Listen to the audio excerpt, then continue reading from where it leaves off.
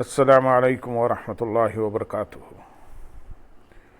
الحمد للہ رب العالمین والصلاة والسلام علی سید المرسلین، اما بعد فاعوذ باللہ من الشیطان الرجیم، بسم اللہ الرحمن الرحیم۔ برادران عزیز و معزز خواتین، آج کی اس نشست میں سورۃ طٰہٰ کا تعارف بیان ہوگا اور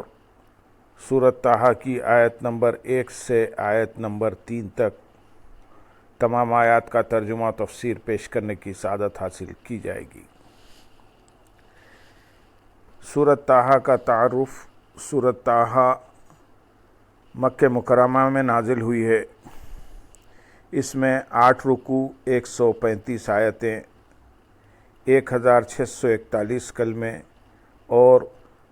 5242 حروف ہیں۔ طٰہٰ نبی کریم صلی اللہ علیہ وسلم کے مبارک ناموں میں سے ایک نام ہے، اور اس سورت کی ابتدا میں آپ صلی اللہ علیہ وسلم کو اس نام سے ندا کی گئی۔ اس مناسبت سے اس سورت کا نام طٰہٰ رکھا گیا ہے۔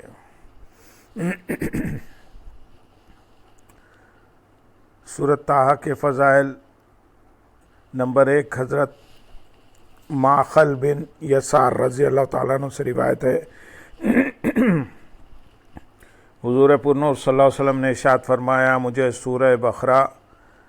ذکر سے عطا کی گئی ہے۔ سورۃ طٰہٰ اور سورۃ والطور حضرت موسیٰ علیہ السلام کی تختیوں سے عطا کی گئی ہے۔ سورۃ فاتحہ اور سورۃ بقرہ کی آخری آیتیں عرش کے نیچے موجود خزانوں سے عطا کی گئی ہیں اور مفصل صورتیں اضافی دی گئی ہیں۔ نمبر 2، حضرت ابو ہریرہ رضی اللہ تعالیٰ عنہ سے روایت ہے، رسول اللہ صلی اللہ علیہ وسلم نے ارشاد فرمایا، اللہ تعالیٰ نے سورۃ طٰہٰ اور سورۃ یاسین کے ساتھ حضرت آدم علیہ السلام کی تخلیق سے 1000 سال پہلے کلام فرمایا، اور جب فرشتوں نے قرآن سنا تو کہا، اس امت کو مبارک ہو جس پر یہ کلام نازل ہوگا،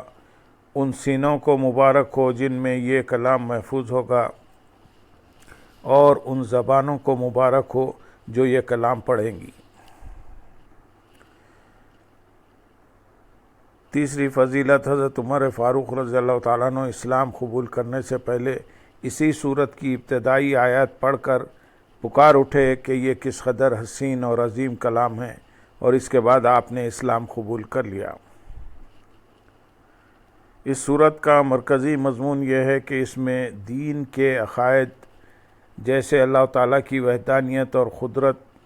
اس کے علاوہ نبوت، مرنے کے بعد دوبارہ زندہ کیا جانے اور اعمال کی جزا و سزا ملنے وغیرہ کو مختلف دلائل سے ثابت کیا گیا ہے، اور اس صورت میں یہ چیزیں بیان کی گئی ہیں۔ نمبر 1، قرآن پاک اس لیے نازل نہیں کیا گیا کہ اللہ تعالیٰ کے حبیب صلی اللہ علیہ وسلم مشقت میں پڑ جائیں، بلکہ آپ صلی اللہ علیہ وسلم کی ذمہ داری صرف قرآن پاک کے ذریعے نصیحت کرنا، اللہ تعالیٰ کے احکام پہنچا دینا اور خود کو زیادہ مشقت میں ڈالے بغیر عبادت کرنا ہے۔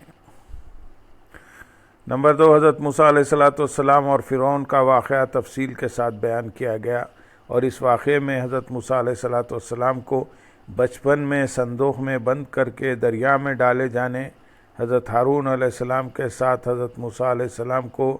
جابر و سرکش فرعون کے پاس بھیجنے، اور اللہ تعالیٰ کی وحدانیت کے بارے میں اس سے بحث کرنے، جادوگروں کے ساتھ حضرت موسیٰ علیہ السلام کا مقابلہ ہونے، حضرت موسیٰ علیہ السلام کو اللہ تعالیٰ کی تائید اور مدد ملنے،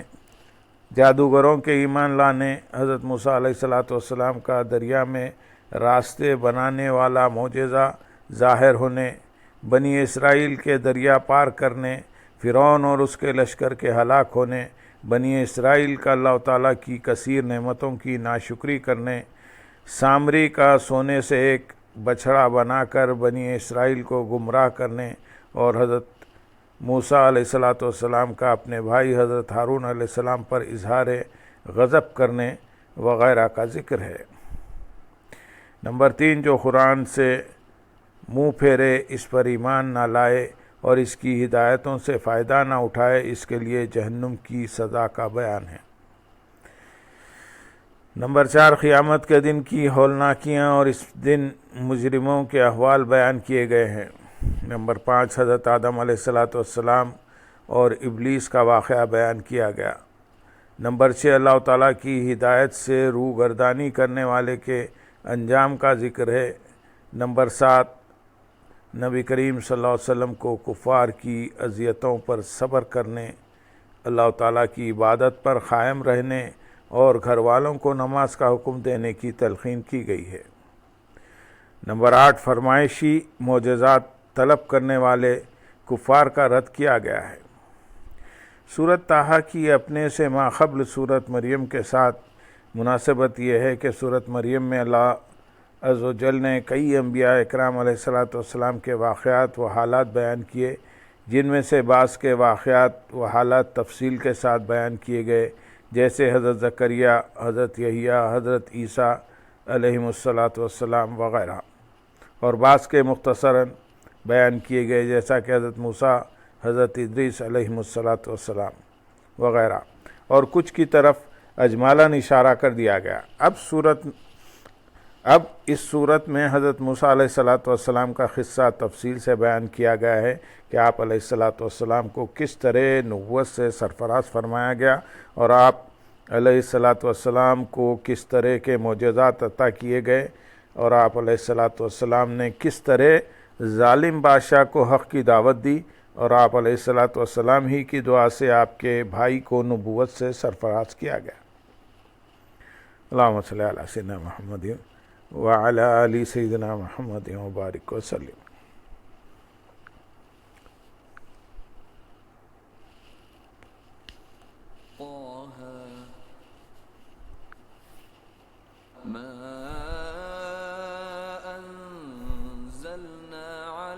القرآن لتشقى إلا تذكرة لمن يخشى۔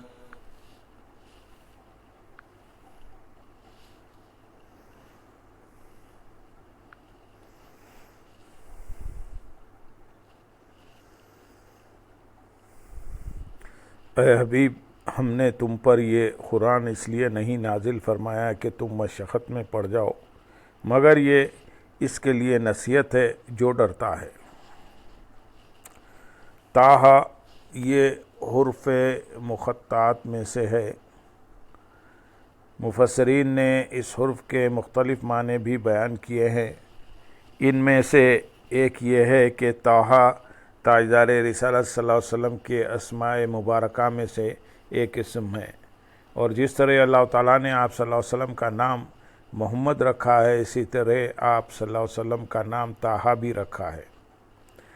اے محبوب، ہم نے تم پر یہ قرآن اس لیے نہیں نازل فرمایا کہ تم مشقت میں پڑ جاؤ۔ ارشاد فرمایا کہ حبیب صلی اللہ علیہ وسلم، ہم نے آپ پر یہ قرآن اس لیے نازل نہیں فرمایا کہ آپ مشقت میں پڑ جائیں اور ساری رات قیام کرنے کی تکلیف اٹھائیں۔ اس آیت کا شان نزول یہ ہے کہ سرور دو عالم صلی اللہ علیہ وسلم کی عبادت کرنے میں بہت محنت فرماتے تھے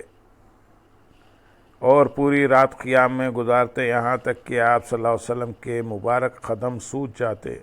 اس پر یہ آیت کریمہ نازل ہوئی اور حضرت جبریل علیہ السلام نے حاضر ہو کر اللہ تعالیٰ کے حکم سے عرض کی، آپ اپنے پاک نفس کو کچھ راحت دیجئے کہ اس کا بھی حق ہے۔ اس آیت کا شان نزول کے بارے میں ایک قول یہ بھی ہے کہ سید المرسلین صلی اللہ علیہ وسلم لوگوں کے کفر اور ان کے ایمان سے محروم رہنے پر بہت زیادہ افسوس اور حسرت کی حالت میں رہتے تھے، اور آپ صلی اللہ علیہ وسلم کے مبارک قلب پر اس وجہ سے رنج و ملال رہا کرتا تھا۔ تو اس آیت میں فرمایا گیا کہ اے حبیب صلی اللہ علیہ وسلم، آپ رنج و ملال کی کوفت نہ اٹھائیں، کیونکہ قرآن پاک آپ کی مشقت کے لیے نازل نہیں کیا گیا ہے۔ اس آیت مبارکہ میں سرور دو عالم صلی اللہ علیہ وسلم کی اللہ عز و جل سے محبت اور شوق عبادت کا بیان بھی ہے، اور اس کے ساتھ ہی اللہ تعالیٰ کی آپ صلی اللہ علیہ وسلم سے محبت اور اس کی بارگاہ میں آپ کی عظمت کا بیان بھی ہے۔ کہ حضور پرنور صلی اللہ علیہ وسلم تو اللہ تعالیٰ کی محبت اور عبادت کے شوق میں کثرت سے عبادت کرتے اور مشقت اٹھاتے ہیں،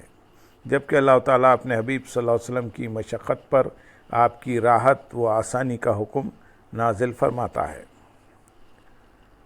مگر یہ اس کے لیے نصیحت ہے۔ ارشاد فرمائیں کہ حبیب صلی اللہ علیہ وسلم، ہم نے آپ پر یہ قرآن اس لیے نازل نہیں فرمایا کہ آپ مشقت میں پڑ جائیں، بلکہ یہ قرآن اس کے لیے نصیحت ہے جو اللہ تعالیٰ سے ڈرتا ہے، کیونکہ اللہ تعالیٰ سے ڈرنے والے ہی نصیحت سے فائدہ اٹھاتے ہیں۔ اللہم صلی علی سیدنا محمد وعلی آل سیدنا محمد وبارک وسلم، وآخر دعوانا ان الحمدللہ رب العالمین۔